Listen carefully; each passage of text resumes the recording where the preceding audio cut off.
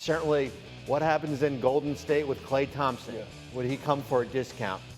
Maybe a guy like Buddy Hield. All these different variables that you didn't have before, you can now make trades and take back more money here. So that will be interesting to keep an eye on. LeBron, certainly he's eligible for a no trade clause.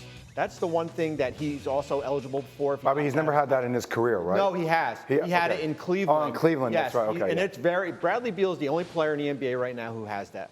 So he could have that. And listen, for LeBron James, it sounds like, why would you have no trade? It's nice to have, right? But keep an eye on D'Angelo Russell. Yeah, I think the D'Lo move. I mean, I wonder if he'll get anything on the market. It's going to be hard for me to see D'Lo opt out unless there's something better out there, which I'm not sure there is.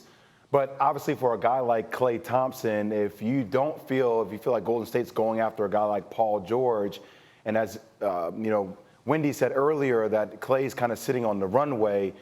The fact that his dad played for the Lakers, all those opportunities to come back, stay on the West Coast, that makes a lot of sense if that could happen. Klay's made $270 million in his career. I think you get and he's won, 4 or 5 championships. You get to a point in your life where you are playing-wise trumps the next contract. Yes. Happiness means a lot here. Wendy, how much does Paul George factor into what's going to happen to Klay Thompson moving forward?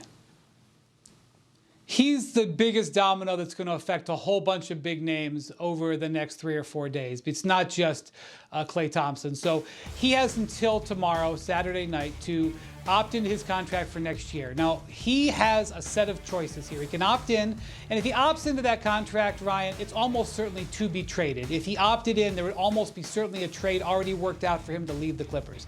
He can re-sign with the Clippers, which he can do this morning if they wanted to come to terms. Or he can become an unrestricted free agent on Sunday night and leave and go somewhere else, like a place like Philadelphia. Because of all of those options, so many players are going to be stuck watching what he can do. Philadelphia has more than $50 million in cap room. All of the guys they might consider signing are going to have to wait and see whether Paul George considers coming to Philly. Philly has to do the same thing. They can't really proceed. The Warriors are holding on to Chris Paul's contract, potentially to see if they could trade it in a trade for Paul George.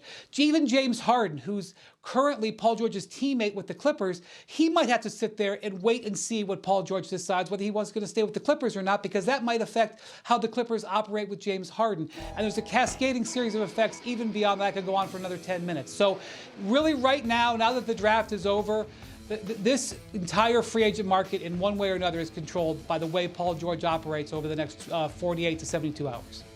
Bobby, it feels like Paul George is really flexing his muscle. We're talking about max deals in different places, being able to push Klay Thompson out of Golden State. If you had the opportunity, are you giving Paul George this max deal we're hearing teams are willing to give him? I'm not, but You're George, not? but I'm not. But there's a but. Okay. He's a max based on circumstances, and the circumstances is the market.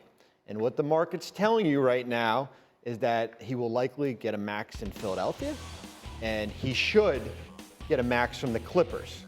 And I know where the Clippers are financially, and I get it. They gave Kawhi Leonard 3 for $150, but you're walking into a brand new building, $2 billion building. You need to put a championship roster together, and he would get a max if he gets traded to another team also. So that's my circumstantial max contract right there. So yeah, it's considering the market, but like as you said, Steve Ballmer, considering Kawhi's history, how do you not open up a new arena with Paul George being there? Like, there are other players on that roster. Are they really selling tickets? Or if you're thinking from a business perspective, I don't know how you don't make that offer to a guy like Paul George. But when Kawhi signs a 3-year deal, does that put pressure on Paul George to take a similar deal? Because people look at Kawhi, at least I do, as the biggest star on that team. I love Kawhi Leonard. I think Kawhi is a superstar. I just don't know when Kawhi is going to be available. I think that's something that you really have to factor into if you're Paul George. It's like, okay, I came here because I want to be here in LA. I want to play with Kawhi. I want to win championships. But availability is everything. So I keep going out west. I keep going back to the East Coast, and I keep going to that team in Philadelphia. And I keep looking at the fact that I like the draft pick in Jared McCain. I love the mentality and DNA of Tyrese Maxey. I like seeing Joel Embiid play through injury this offseason. I like the cap space that they're going to have And I see that fit the way all those pieces can play around Paul George and the money they have.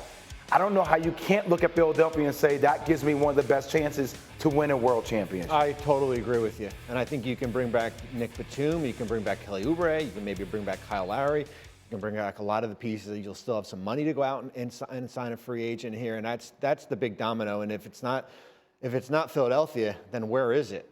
And as Brian said, if he opts into his contract, that signals the red flag that there is something in the works from a trade standpoint.